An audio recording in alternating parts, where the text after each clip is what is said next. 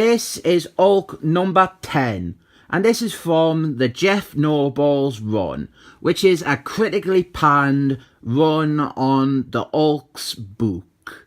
And this one, the story, the big premise, the selling point was that Jeff Nobles was bringing the Defenders back.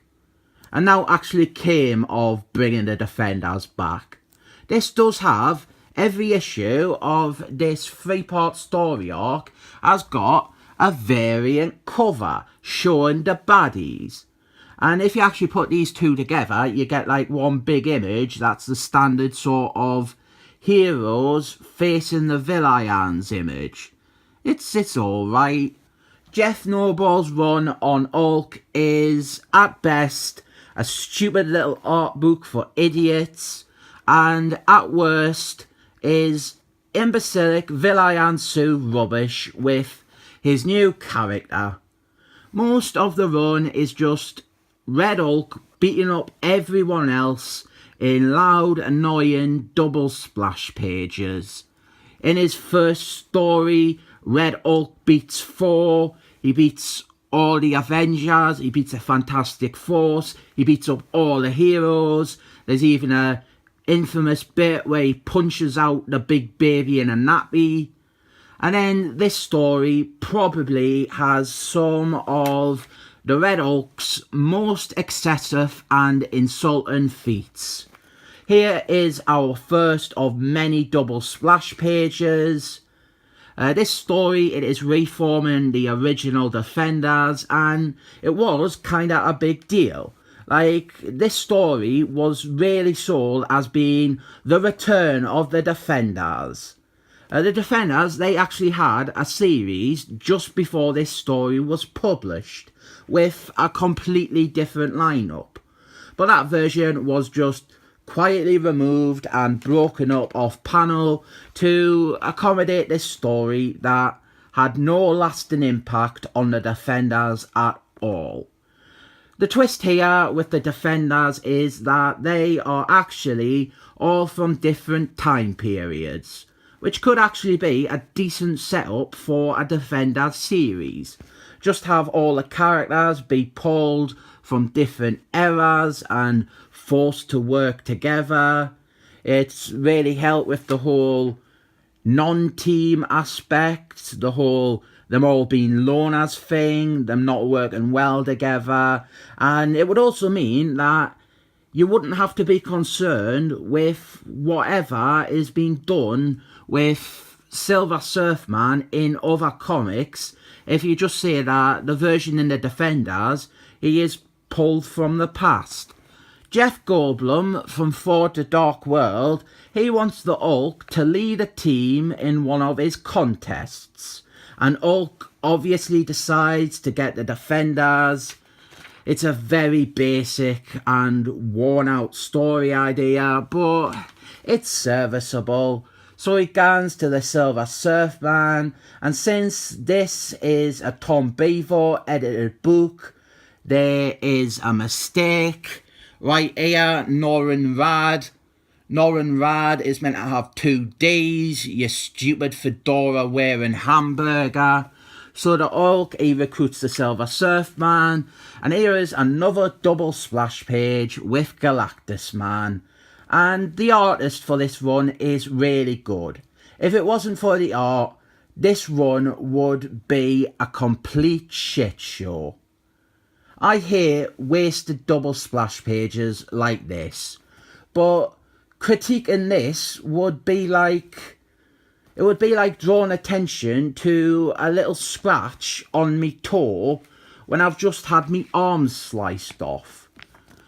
Since it is a Tom Beaver book, of course, there is continuity errors galore.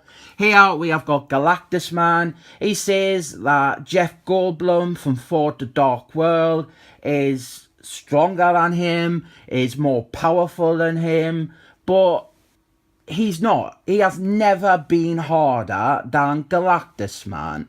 There was actually a really, really long story in Art Silver Surfman comics by Steve Engeltine, that is I Love Comics' dad, about how Jeff Goldblum from For the Dark World and the other people, they were not stronger than Galactus Man. It's a completely different ballpark. Galactus Man, he is like a universal force.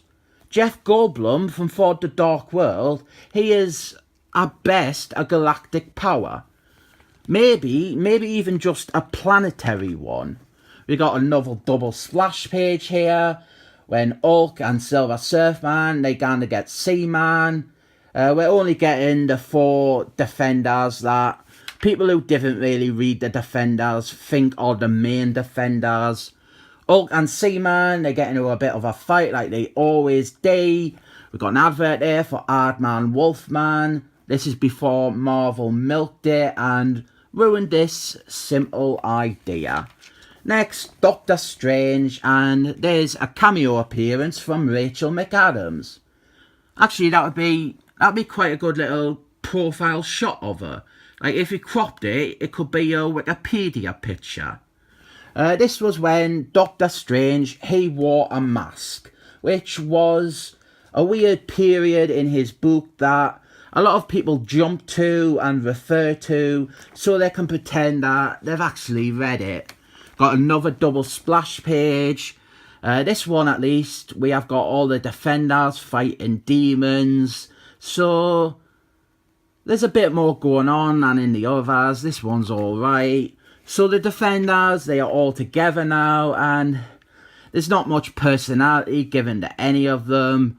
They're pretty much all one-dimensional. They're just single-trait characters.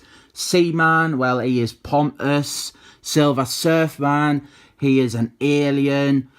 Doctor Strange, he's the intelligent one, which just means he can be used for exposition to explain stuff to the other characters. And Jeff Goldblum from For the Dark World, he introduces his brother Benicio del Toro from For the Dark World, and we see who the Defenders will be fighting in the contest. The double splash pages. This is the Red Hulk, obviously he is the main one, right as pet, and the other 3 are so unimportant I won't even gan over who they are. Red Hulk, he is crap. He is overpowered, he is stronger than the Hulk, he has got energy absorbing powers, he can do just about anything Jeff Nobles wants him to do.